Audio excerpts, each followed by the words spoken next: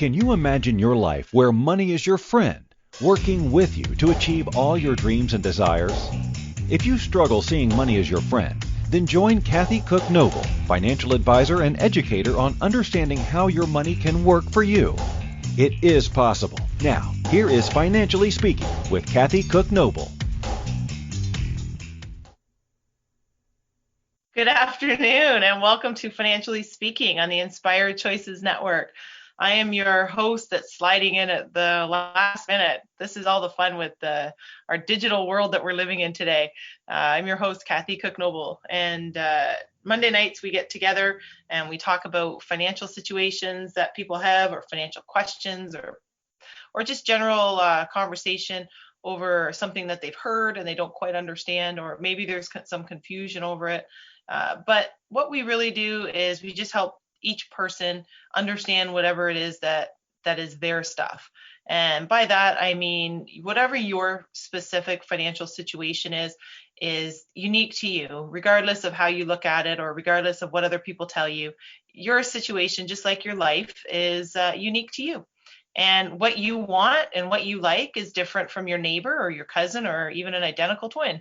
What you'll have is something that is specific to you. If you're doing a financial plan, for example, maybe you have the same job as somebody else, maybe you have the same number of children, maybe you live in the same neighborhood, but you might have a different idea of what retirement looks like, or you might have a different idea of what you want to do in your spare time, or maybe you have an idea of what it looks like for you with your children. Some people I've talked to are very clear that they want to leave their kids a lot wealthier than they found them and a lot wealthier than they were. Others are very clear that they're not saving anything for the children, and their help for the kids is to help them be financially responsible. So both answers are right. I think I say that almost every night, is all your answers are right because they're unique for you. So tonight, that'll be another avenue that we explore in finance that relates specifically to women. So normally what I talk about, I'm going to take a little bit of a different turn tonight, and it came to me from a friend, this particular conversation. So I'll share with you that in just a minute. I want to share with you a little bit about what we do here at the Inspired Choices Network. Besides my awesome producer, Kim, helping me to slide in when I have technical problems and keeping us moving nice and smoothly. They're pretty awesome at that. Thankfully, it doesn't happen a whole heck of a lot, but that's the world we live in. Some days we score, and some days we're just a little bit behind the 8 ball. But what we do at the Inspired Choices Network is actually that. We support each other. And by that, I don't mean just all of us that work here at the Inspired Choices Network or those of us that are hosts here at the Inspired Choices Network, but as a group, we help support each other in our community and our country and the world that we live in. And that's really what I hope people get out of the network, that you're listening and thinking, I need a little bit of help on something. Well, maybe it's financial, and you know what? Financially Speaking is the show that you're going to listen to because you need a little bit of support financially. Whether it's just to hear that your stuff is capable of being understood by you, or whether you just need to hear that you need to look at money in the right way to help you understand it. Or maybe you need a little support with family, or maybe a little support about kids, an issue that you're having with children. Or maybe you need a little bit of help with the pets, or motivation, or maybe you've changed jobs or lost your job and you need somebody to help you figure out what it is that you want to do, and how to figure out what you're good at. And maybe just some days you might just need a little inspiration. And that's all the things that we do here. Now, tonight's show is a little bit different because I'm going to talk specifically to the women that are listening, and to the women that if you're listening and you're a man, this is for the women. But having said that, the network isn't just about women. It's not just about men. It's about us as a human race, and how we support each other, and how what we do helps each other. Because I do, and I've said this before and I'll say it again, I do truly believe that for me, it all comes back to finances. obviously. I spend my whole day in finance. I'm a licensed advisor. I have a finance business. We do bookkeeping. We do incorporations. So all my days are spent talking about investments and money and all that kind of fun stuff, which is great. And for me, it's a lot of fun, and it's more important that I understand numbers of everybody else. But what's important is that you understand it for yourself. And that's my part where it comes back to finance. And what I want to talk tonight about is women. And Christine McIver, she told me I could say this on the air. So I'm going to share with you about why women get called the B word. Why are we a bitch? Why is that the word that people use when you have someone who's female, and they are either assertive, or they're strong-willed, or they're aggressive or ambitious, or if there's something about them that you just generally don't like? How does that label come to be? Where did it come from? And why are we calling each other names? And by that, and really, I say it's for the women, but the reality is it's for all of us. It's for children. I mean, if we can start teaching kids about finance at a young age, how much better off are they going to be, which makes our community better off, which makes our families and our friends and our world better off. Like, I really do believe it comes down to that. And I really think that step by step, day by day, that compound effect. And if you want to read a really great book, it's The Compound Effect by Darren Hardy. And he talks about it so beautifully and so easily, how the compound effect is just the little things you don't notice every day, day after day. And then it's like gaining weight. You didn't notice tomorrow that you were heavier, or the next day. It doesn't happen that way. But 2 years from now, you can't understand how you gain so much weight. That's what it is. And vice versa. It's the compound effect of when you start exercising and losing weight. Same exact thing. So the compound effect is in a nutshell, is that day by day, small change, little by little, that you don't notice, but does have a big impact over the long term. And by that, I want to talk about what we say to each other and the language we use. And I think it's important. It might seem kind of strange. Why are you doing that on a financial show? Two reasons. One, I think it relates to finance, because what we say to each other and what we believe, what we say to ourselves, and is what we believe. And a lot of women do not believe they can understand finance. I get that all the time. They leave it up to their spouses. They don't want to feel stupid asking questions if they have an advisor. If they don't have an advisor, they're afraid to go see one because they don't really want to look dumb by themselves if they're single, divorced, whatever the case. So what we tell ourselves is important. What we have other people say to us is important.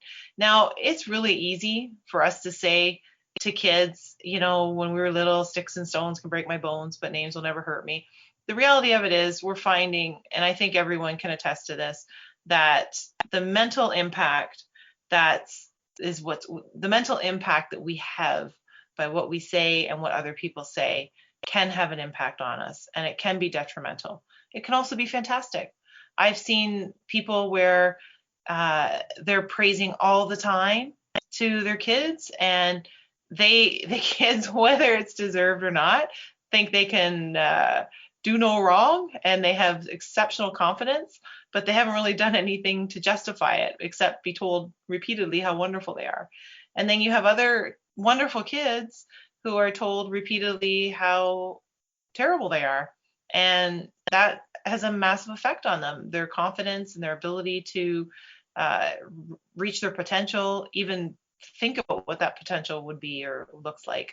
So that's what I want to talk about tonight, because if we tell each other that we can't do something, then we're right. And if we tell each other we can do something, then we're right. But why is it specifically when I got talking about this with someone else, which was actually asked of me. And I think because I come from, for those of you that are just joining us for the first time, you might not know a lot about me, but I have spent, and I do come from industries that have been traditionally male dominated. Automotive, land development, finance, not traditionally female roles. And I'm okay with that. And I know a lot of people that are females that are okay with that are in the same position. And a lot of men are okay with that. But I do know an awful lot of years ago now, it was pretty uncommon. And I can specifically remember a meeting, there were 17 men and me. And it was not that common to have women in that particular role. So I thought, to me, I didn't think really much about it. And I thought that's just normal. That's just what I've done. That's who I am. And then when I was talking to someone else about this, and she mentioned that, a lot of people would, and I have been called a bitch, whether I deserved it or not, I don't really know. But it's certainly something that comes up. Uh, and it's certainly something that gets said. And I thought, you know what, you're right. And maybe we should talk about that. And what better place than on the Inspired Choices Network? And hopefully, you'll see tonight, we'll have a bit of a conversation about it. If we can maybe help understand where that came from, and if we can help understand why we go to that particular word to describe a female. I don't think I've ever heard anybody describe a man that way, but I'm sure if there is, you guys out there, if there's a story, I would love to hear it. So please share it either in our chat room or later on our podcast when they're posted. That would be pretty cool to hear any of your stories. But I thought, you know what? Let's talk about where this comes from. Let's talk about why we call people names, specifically this particular name, but why we do it in general. And I thought, you know what, if we can maybe help each other and understand this and learn a little bit more about what matters there, then hey, the compound effect might just work. And little by little, one day at a time, a small piece at a time, we help each other. And wouldn't that be great, especially when we look at the world right now that we're living in, and we're under lockdowns and social isolation, and mental illness and depression and anxiety is probably at the peak that it's ever been at before. That's never been at before. And we have all these people, men and women, but we have a lot of people out there that are in need of a lot of our assistance. And by that, I don't mean necessarily financial, but absolutely financial too. There's a lot of businesses out there suffering, and there's a lot of people there that are very fearful about their jobs. And I know a lot of business people that are very stressed about their businesses because I know some that have been in business a very long time and they are completely shut down and terrified. There are employees that are scared they're not going to get called back or lose their job. And here we are in a super special kind of world, because it's not one that most of us have seen before. And hopefully we won't see it again, at least not for a very long time. But now's the time for us to start to think about, maybe what we're doing and how we're doing it and how we're interacting with each other, whether it's through Zoom, whether it's through some other means, whether it's through a text, whether it's through a phone call. Maybe we should start to think about what we say kind of matters. And maybe we should be a little bit more aware of what we say, and maybe we should just focus a little bit on why do we say sometimes the things that we say. And I know for me, when I look at it from a financial point of view, I think, gosh, there's a lot of wonderfully smart and talented women that I know that don't have the confidence to talk about financial issues, really, or they're afraid to ask a question, or they don't, whether they're with their husband or whether they're with somebody, a partner or a single, it doesn't matter. A lot of the time I think, gosh, you're definitely smart enough to understand all this, but their confidence isn't there. And I just wonder, how come that is? Like, what has happened? What do we say to people, and what do we say about the people who are helping women understand finances? Like I said, there's a lot of great people in the financial industry, for sure. It's like any industry. There's a lot of great people in the profession, and there's some ones that aren't so great. But is there enough of the not so greats that have tainted the ones that are great? So I look at it and I think, why are we calling people names in general, but why specifically are we targeting one particular term for women? So let's talk about that tonight, and how it relates to finance, but also how it relates to our lives in general, because obviously, to me, the two go together. We're going to take our first break of the night, so don't go anywhere. You're listening to Financially Speaking on the Inspired Choices Network, and we will be right back.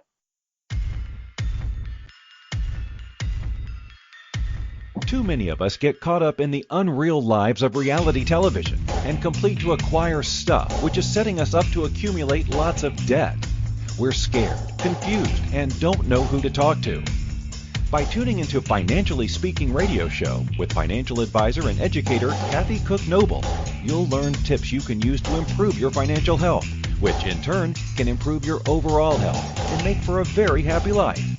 Live a life you can afford and enjoy. It is possible. Listen for Financially Speaking radio show every Monday at 4 p.m. Eastern Standard Time, 3 p.m. Central, 2 p.m. Mountain, and 1 p.m. Pacific on InspiredChoicesNetwork.com.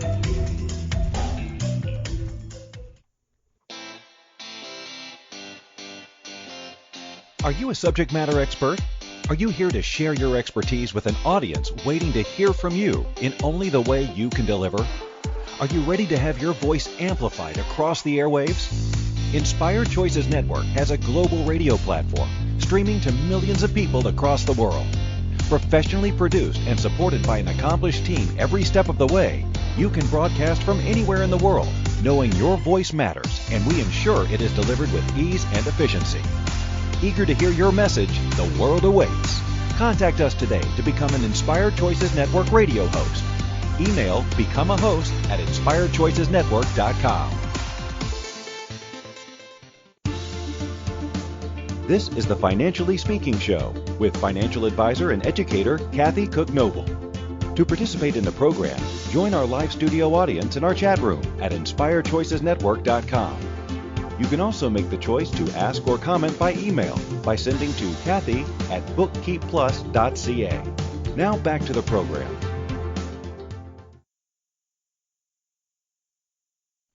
Welcome back, everyone. You are listening to Financially Speaking on the Inspired Choices Network, and I'm your host, Kathy Cook Noble. And tonight we're talking about women and positions of power, or being aggressive, or how we label them, or how we talk about them. But let's talk about some ideas on what exactly happens out there in the world. So when we talk about women bosses, the three main adjectives that they get are bitchy, emotional, or bossy. They are the three main adjectives that when they did a survey of 1,000 female and 500 male business owners, this is what they found half the respondents had heard female bosses referred to. And compare that, there was only 1 in 8 men that were seen as bossy. Almost 40% of the women in business were seen as bossy. So women business owners, they perceive themselves differently too. So women, we look at ourselves differently. Over 60% of the women responded, and they said they would describe themselves as being supportive and fair. That's how they describe themselves. Men, on the other hand, are more likely to choose qualities like risk-taking. 36% of them said that. They describe themselves as ruthless. 26% of them describe them that way. So perceptions of men and women, they differ for sure, but they differ from themselves. So even male to female business owners, let alone those of us on the outside looking at them. But their priorities are the same. So 2/3 of both men and women in the poll said their top 3 job priorities are job satisfaction, work-life balance, and profit. So those are what the business owners, both men and women, that's what 2/3 of them they agreed on. They also share the same goals. 62% said they have had ambitious goals for their business, and 68% of women and 70% of men were confident about the future of their companies. So isn't that interesting? They think a lot alike, and they're looking at a lot of the same things, but their view of themselves is different. So a business psychologist said that the greater emphasis on supporting others can mean women are more of an asset to the workplace than men. It's interesting. This is from a business psychologist. The fact that women business leaders associate themselves more with positive characteristics, such as being supportive and organized, actually highlights some of the reasons why he believes we need more business female leaders. And he said these are keys to management skills and they drive success for business and the future. So isn't that interesting that business psychologist studies women in business and says, women actually have all the qualities that we talk about in business management and management skills. Now, here's interesting that the UK government has contributed £2 million in funding towards supporting small businesses through mentor schemes and a media campaign. And it's hoping to increase the number and variety of female business owners in the public eye and provide a more representative picture of female entrepreneurs. So isn't that interesting that it starts with how we look at ourselves and how we view ourselves? Now, let's just talk about where did this even come from? So why that word? Why do we refer to women in one way over a man? So let me just tell you, this didn't happen last week, last night, last year. This has been going on for years and years and years. So what happened was, I'm just going to pull up, I have my, sometimes I have a little piece of information I want to remember because they're either stats or history or whatever. So where did it come from? It started, if you can believe it, after women were given the vote in 1920. So I just want to pull it up so I have the right stats for you. So the word bitch surged after women's suffrage rally. And from 1915 to 1930, the word took off and it was popular in usage. And it was meant to be a go-to insult for women. And when asked about this, the House floor speaker at the time, he said, because in 1920, this body, meaning the House, the government, gave women the right to vote. And that was just a little too much power for too many men across the country. Now, when we think about it, instantly you can get a little excited and you can be offended, or you can say, isn't that interesting? Because when we start to think about how something is interesting, we start to look at it a little bit differently. So I think when I hear that, I think, well, isn't that interesting? Because at the time, if you think about the 1920s, and women just get the right to vote, and like any election, it was not 100%. No election, even the United States, I know you all just went through an election there, and you had huge numbers and huge turnout and lots of excitement and controversy, but it wasn't 100%. One person, one way. So one person obviously gets more votes, and there was a lot of people that voted, but the percentage of who won wasn't a huge landslide over the person who lost. It was very close. Like we're talking low 50s over high 90s to a loss. So in cases like that, we have to think, well, it's interesting because the people who didn't vote for the person who won, and in this case for women who got the right to vote, the people who didn't vote for that are the ones who didn't agree with it. They either didn't understand it, they were fearful, they were misunderstood by what was going to happen. Whatever the case is, that's what it was. That's how they felt. That's what they understood. And I think that, like anything else, and I'm not to simplify anything overly, but communication is a huge, huge, huge piece of the puzzle.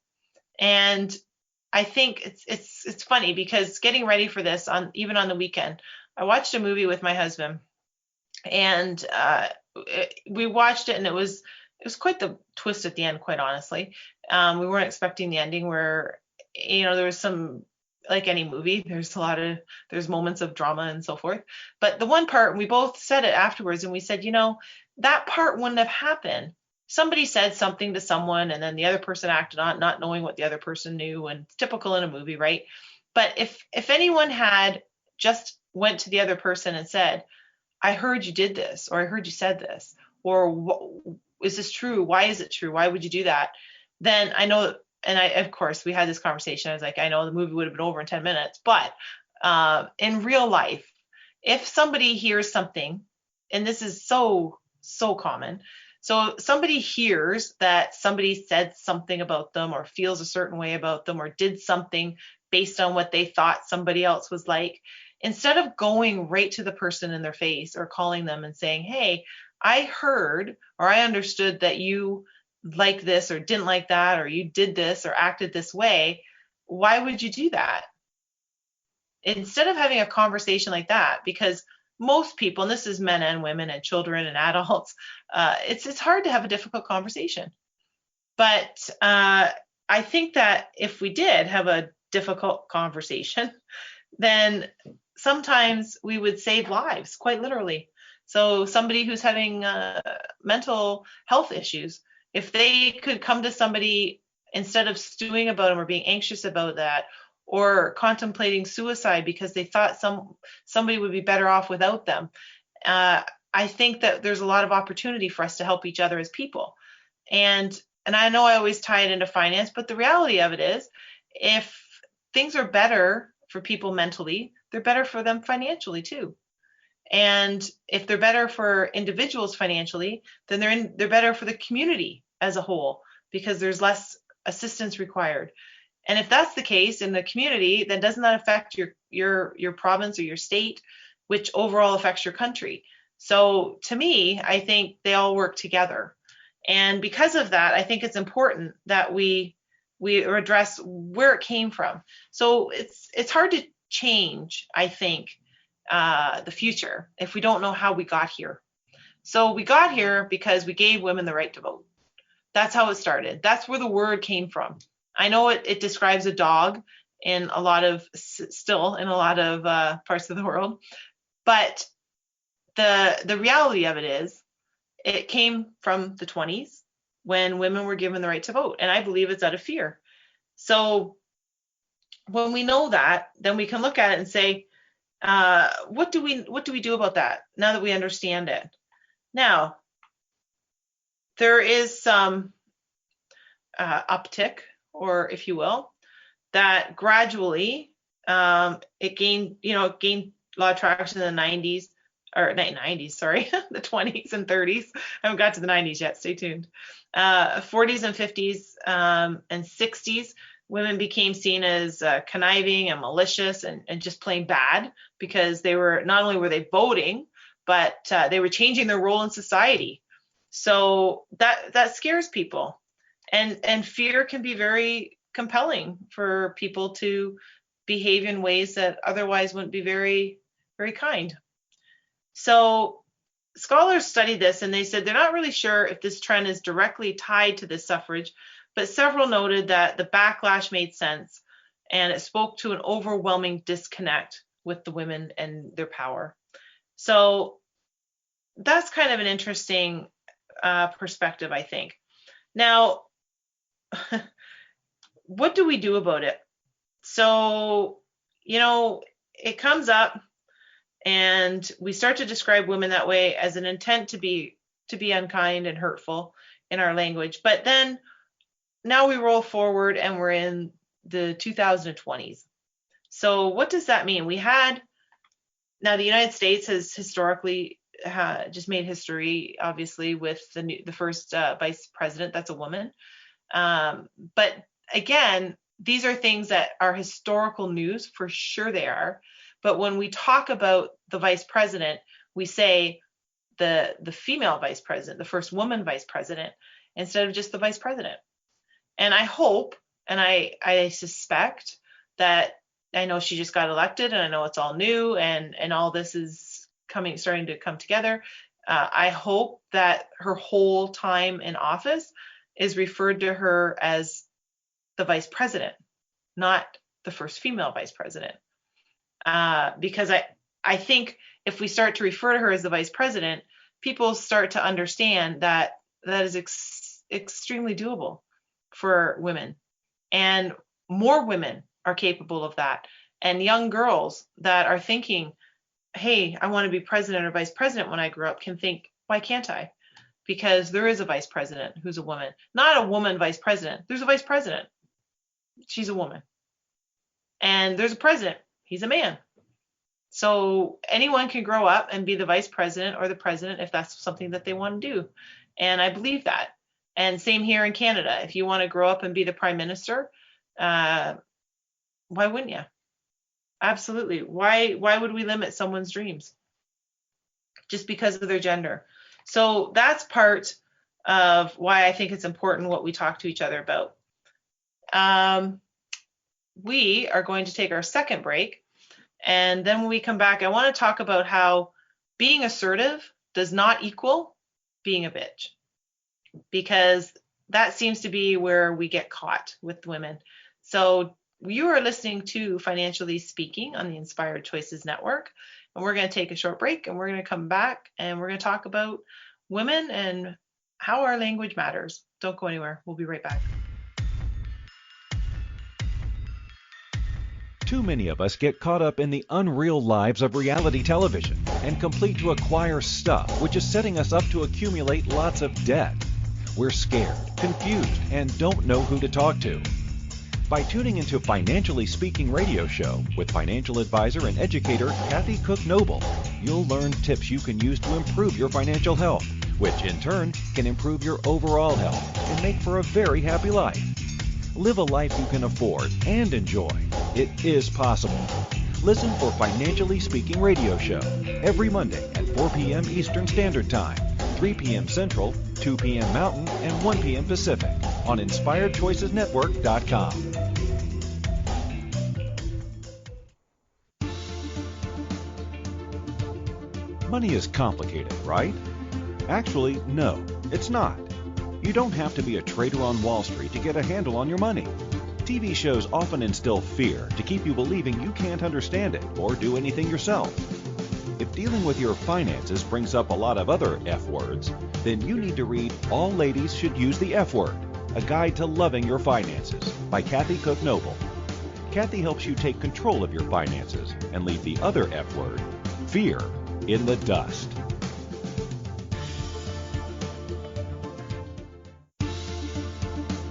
This is the Financially Speaking Show with financial advisor and educator Kathy Cook Noble.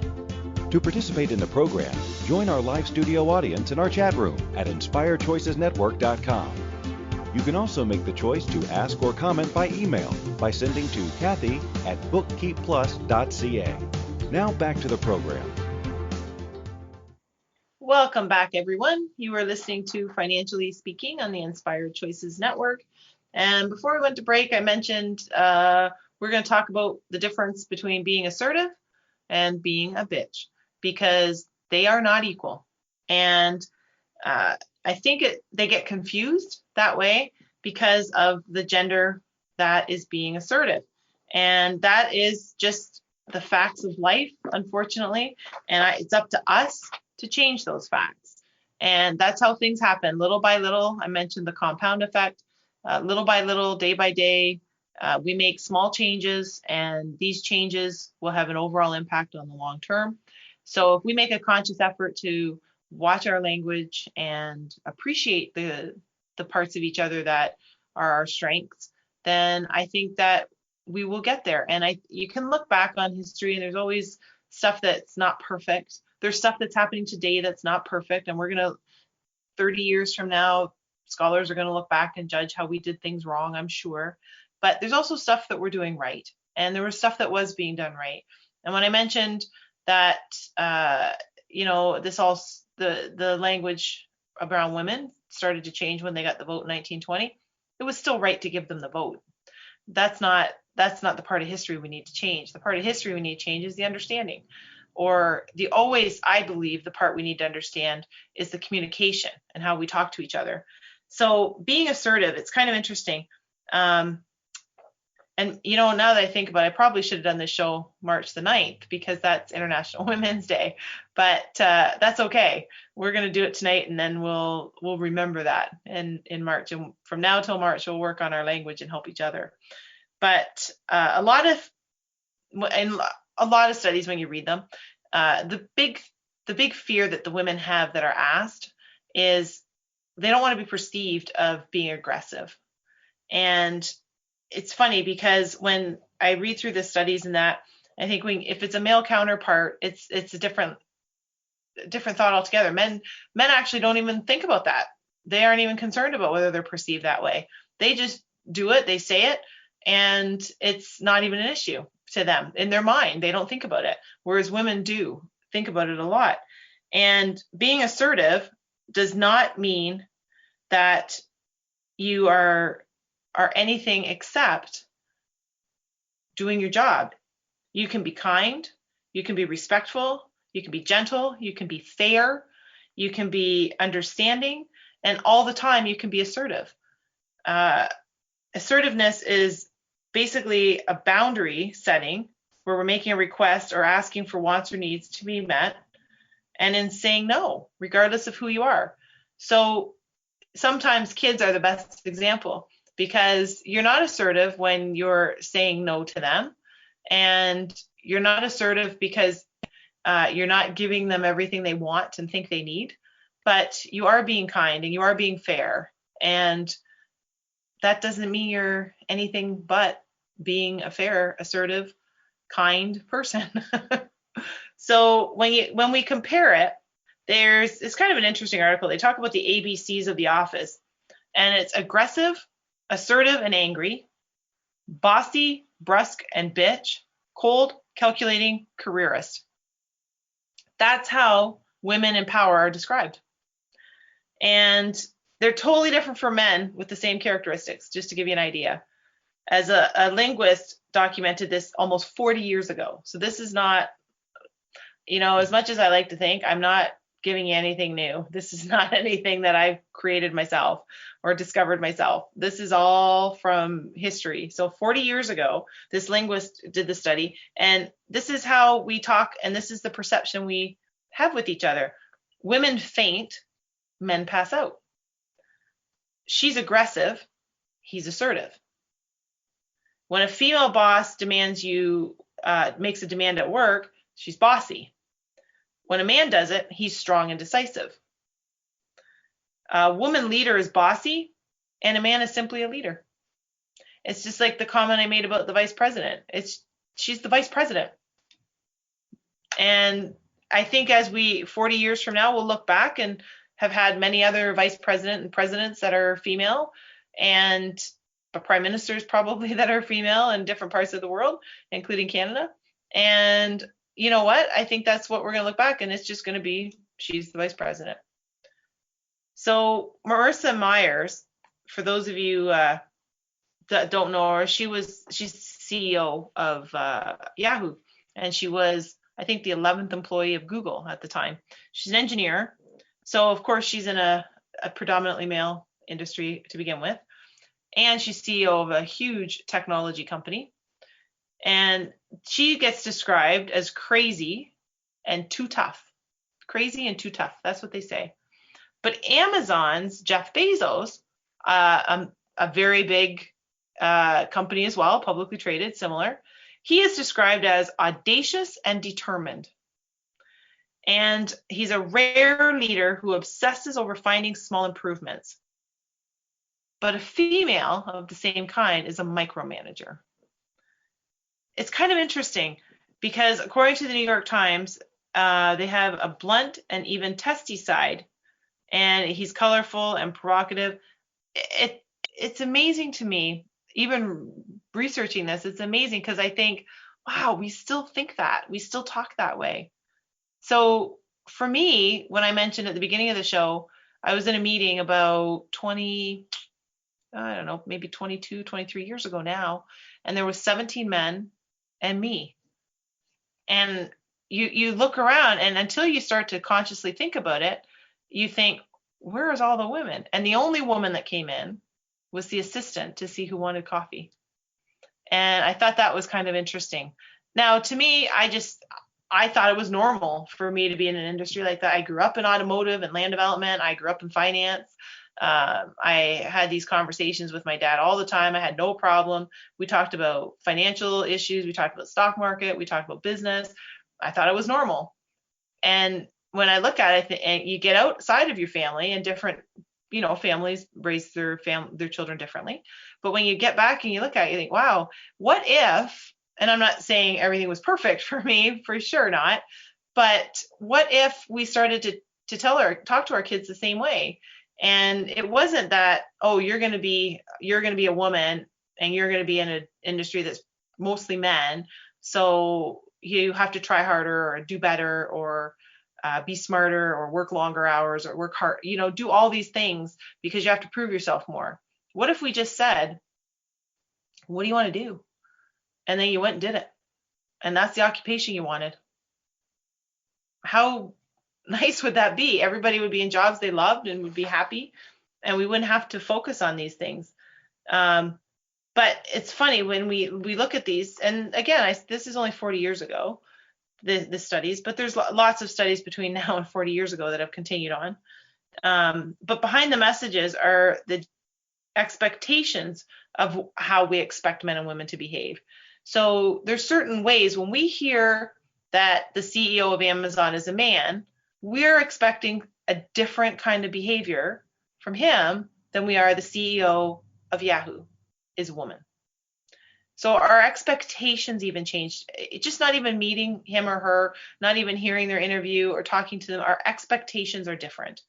And that's where we if we can start there about what our expectations should be, then I think that's going to help us with our language and descriptions. So women are sensitive and nurturing and communal. They're mothers, not leaders. And men are the opposite. Men are the leaders. When they did a study at Rice University about the double standard of the different plays at work. And the researchers conducted an analysis of letters of recommendation for men and women in the same industries for faculty jobs in the universities. And they all had equal qualifications, yet the letters of reference described the women as helpful, kind, and sympathetic. Men were described as confident and outspoken. So the women actually were less likely to get hired. So what we say matters in verbal and in written. The women were seen as being pushovers and not someone to run the program. This is what the researcher found. And had they exhibited the confidence required to run a program, you can imagine what they would have been called. And it creates an impossible double standard. And that double standard is lead, but not too hard. So be feminine, but not too feminine. And we look at Sheryl Sandberg, who's the Facebook COO, and she said, how can we achieve equality if we discourage the very qualities that help a woman get ahead? Great question, isn't it? And I think with that, we'll take our final break of the night so we can just think about how that can sink in. How can we achieve equality if we discourage the very qualities that help a woman get ahead? Let's take our final break of the night. You are listening to Financially Speaking on the Inspired Choices Network. I'm your host, Kathy Cook Noble, and we'll be right back.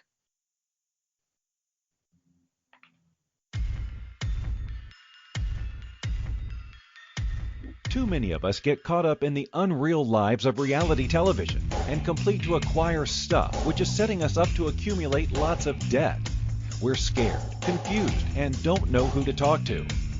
By tuning into Financially Speaking radio show with financial advisor and educator Kathy Cook Noble, you'll learn tips you can use to improve your financial health, which in turn can improve your overall health and make for a very happy life. Live a life you can afford and enjoy. It is possible. Listen for Financially Speaking radio show every Monday at 4 p.m. Eastern Standard Time, 3 p.m. Central, 2 p.m. Mountain, and 1 p.m. Pacific on InspiredChoicesNetwork.com.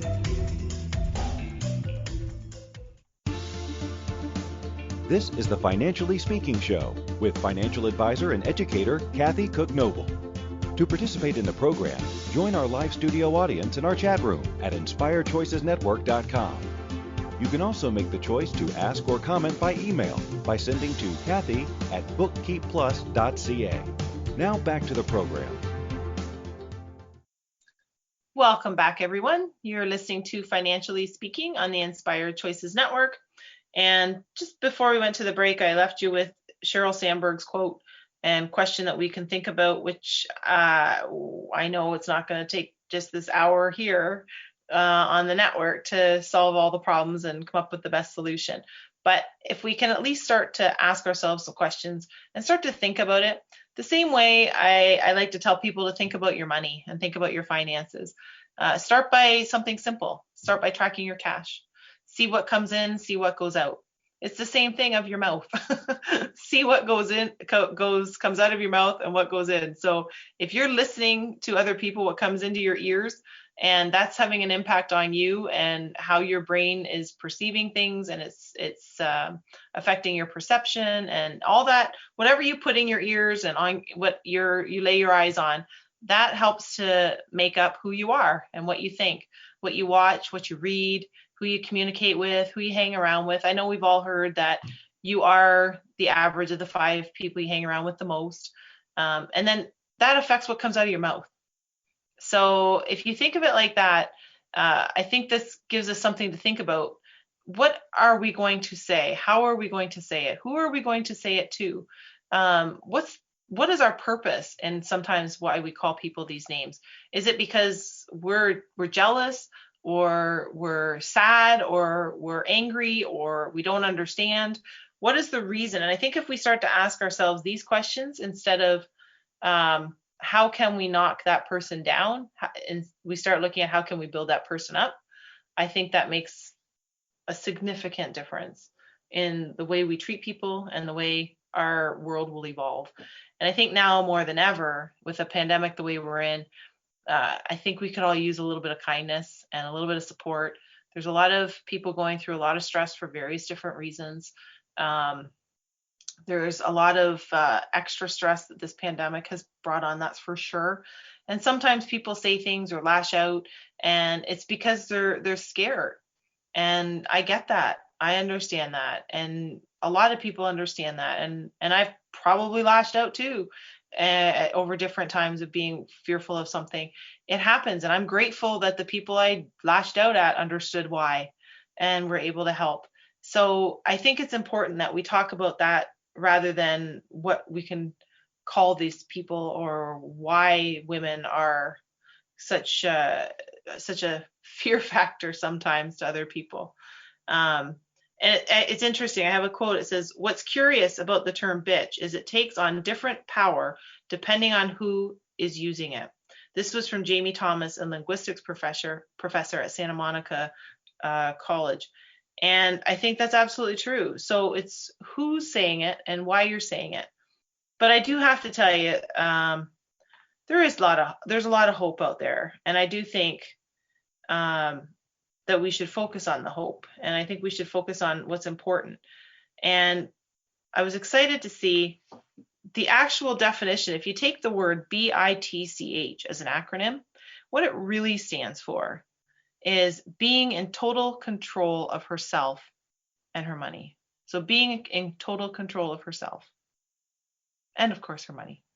So I don't think there's anything wrong with that acronym. And I think if we can change the definition of that word, if that's something that's still going to be used, really it doesn't need to be used at all. But if it is, the acronym of being in total control of herself is pretty good. So I think if you're out there and you've been called that at any point in time, as I have, sometimes to my face even. So now I think about it and I look back and you can't take it personally. So I can tell you from my personal experience with it is I can't take it personally. What you call me is more about how you feel, not about who I am or what I am. I've heard this before, and I catch myself saying it to the kids or to my friends, to my siblings. what other people think about you is none of your business. And by that, I mean, what somebody else thinks about you, you can't control. You can only control what works for you.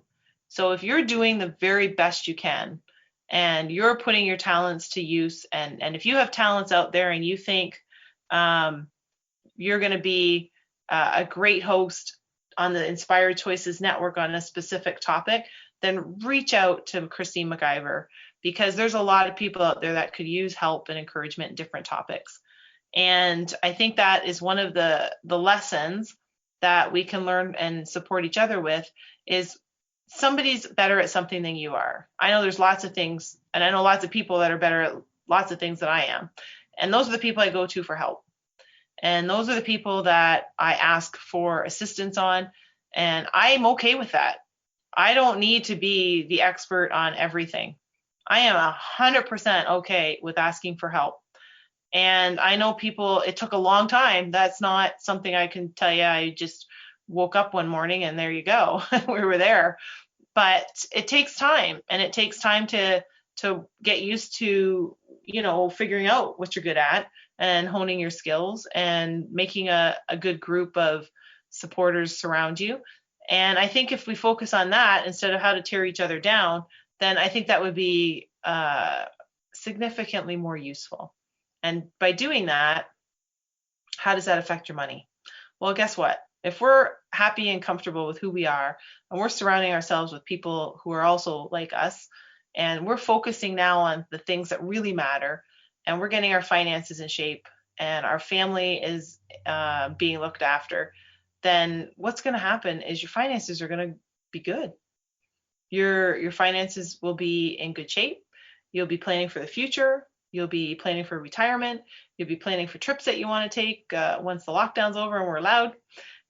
You'll be planning for a new car if that's what you've really wanted to buy, or a new motorhome, or whatever your pleasure is, putting in a pool, whatever.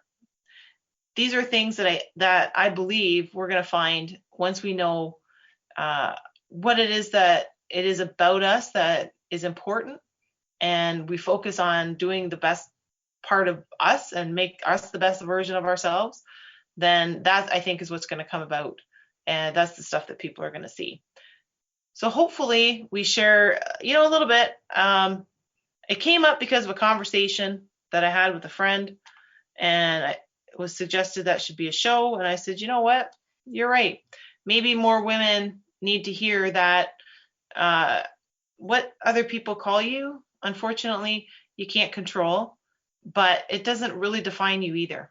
So if you're doing a good job and you're out there, and you are Marissa Myers, who's quite brilliant, and if you are doing a great job, then that's all that matters. You don't have to be concerned about why people call you that. That's something that they're dealing with. That's their stuff. So that's my 2 cents tonight. And I know it's a bit of a different twist that we took tonight on Financially Speaking. Next week, we'll be back on to a financial topic, and I actually have a few guests coming up in the next few weeks, so I hope you join in. I'll be sharing that very soon, and then we'll be able to plan for who's going to be here so that you'll be able to plug yourself in if you want to hear them live and ask questions. We'll have all that out on the network as well. Join us every Monday, and we will talk Financially Speaking. We will also be broadcast on over 50 platforms, so you can join us there or join us at the InspiredChoicesNetwork.com. Thank you for choosing to listen to Financially Speaking Radio Show. Kathy Cook Noble will return next Monday at 4 p.m. Eastern Standard Time, 3 p.m. Central, 2 p.m. Mountain, and 1 p.m. Pacific on InspiredChoicesNetwork.com. We hope you'll join us. Until then, have the best week of your life by making the choices that bring you all that you desire.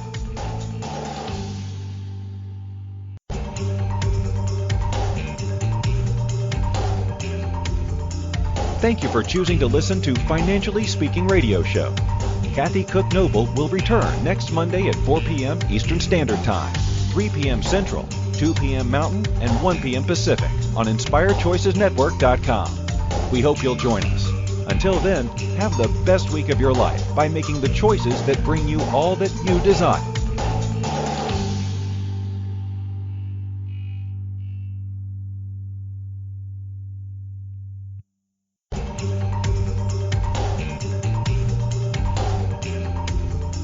Thank you for choosing to listen to Financially Speaking Radio Show.